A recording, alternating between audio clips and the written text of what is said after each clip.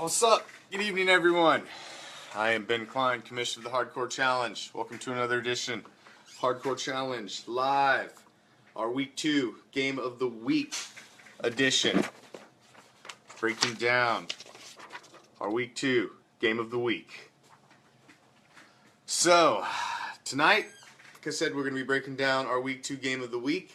Last week's Game of the Week did not disappoint. It was an absolute shootout in the Great White North with Skull Crushers taking the big win over RBs, our perennial Great White North champion. Let me go ahead and give out the call-in number. If anybody wants to call in, got something you want to say, want to talk some smack, whatever. It's always open. Nobody usually calls, but you know what? It's always there if you want to use it. Someday somebody's going to want to say something, so by God, I'll put it out there. So we got that out of the way. Before we get into the Game of the Week, I do want to bring up the Week 1 tie. Our first ever tie in Week 1 turned out to actually be a win for the defending champion Bison Broncos. Oski Assassins had 1 point taken off the board from Jadeveon Clowney, dropping his quarterback hits from 3 to 2, which caused him to lose 1 point off of his overall score, causing a 112 to 111 victory by way of the defending champ Bison Broncos comes away with the Week 1 victory. The only point in all of the stat corrections that even affected a single owner in the Hardcore Challenge was the 1 point taken from Oski Assassins. Man, that's gotta suck. What a way to lose. What a way to lose. First week. Got that out of the way. That was crazy. I thought there might be a possibility. I even said that, watch for the stat corrections, and by God, there was a stat correction. That's something else. Let's get right to it. This week's Game of the Week takes place in the Elite East. As the defending champ, Bison Broncos, coming off their squeaker, 1 point, Week 1 victory, takes on Cheesehead. Cheesehead shocked the league, coming out strong in Week 1. Much better than projected. Took down the 5-3 Bandits in what was a shootout in division and posted a surprising 172. I picked them to come in second to last in the division, so I was kind of shocked to see that they came out so big in Week 1. Week 1 was kind of a shocker. A lot of the teams I had picked to be in the cellar came out big. A lot of the teams I thought would be big came out weak. It's Week 1. You really can't tell too much. Week 2 will be a much more telling. You know, if you see team drop 2 big ones, then you can start to worry. You know, in 14 game regular season, starting out 0-2 is rough. It's hard to recover from that. All right, so the first thing I think we need to look up in this matchup between Cheesehead and Bison Broncos is obviously the quarterback position. Eli Manning was solid for Cheesehead in Week 1, and so was Flacco for the champ. Looking at their matchups, who they got this week, I give the edge to Bison Broncos in this one, as Flacco goes to Cleveland to light up the Browns. That's honestly, I see them having the edge at quarterback. I think Eli could have an okay game, this week as well. They're playing New Orleans, and as I seen, last week when my Raiders played New Orleans they get caught up in these shootouts, and there's a lot of points scored, it's a lot of yardage scored. Drew Brees moves up and down the field. That gives the other team a lot of time to move up and down the field, and usually they get in a shootout a lot. So there's a possibility Eli Manning could post some good points as he's trying to match with Drew Brees in that game for sure. So, like I said, quarterback position, I'm giving the slight edge to Bison Broncos in the quarterback positions. The running backs were huge for Cheesehead in week 1. D'Angelo Williams and Carlos Hyde both killed it.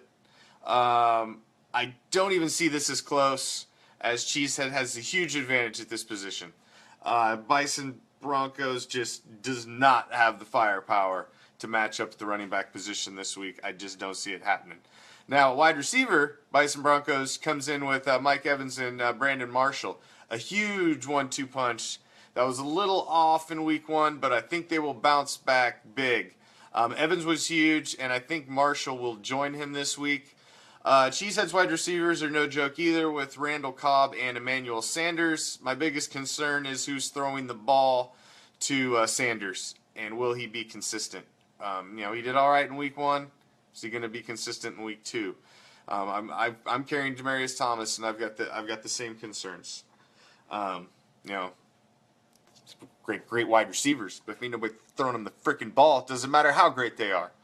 So that's how I see that. Now, I see this slight advantage of this one going to Bison Broncos at the wide receiver position. I think the combination of Mike Evans and Brandon Marshall is going to be big this week. And I think that's going to pay heavy dividends for him. Tight end is really a toss-up with Cheesehead starting Reed from Dallas and Bison Broncos starting Walker from the Titans. I really don't see it. That's kind of even there. I don't see a huge advantage one way or the other there. At the flex, I see Cheesehead with a big advantage with Victor Cruz to lean on as Bison starts Aguilar from Philly. Both are going with wideouts at the flex position. Neither one really have a solid third running back to plug in there. So I think I'm going to give the advantage to Cheesehead there with rolling with Victor Cruz. Like I said, I foresee a possible shootout between the Giants and the Saints this weekend. I think it's going to be a track meet up and down the field. Shepard, the rookie from Giants, DeGents, wide receiver, he may be grabbing some big points as well. Give the advantage of kicker to Cheesehead. Always like to see a kicker who can kick the 50-plus yarder. Seabass can do that for sure. Everybody tries to steal him from me because they know I'm going after Janikowski as a kicker every season. I like having a kicker that can kick 50-plus yards.